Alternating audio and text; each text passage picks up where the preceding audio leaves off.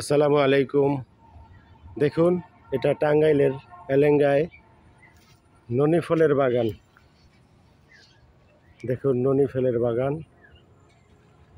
যাদের ননি ফল লাগবে তারা সংগ্রহ করতে পারেন। যাদের বিভিন্ন রকমের সমস্যা আছে তারা এই ননি ফলের জুস প্রসেসিংয়ের মাধ্যমে খেলে রোগ ভালো হয়।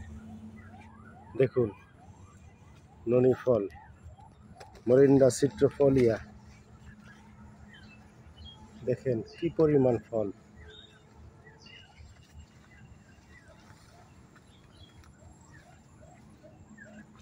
ননি ফলের বাগান।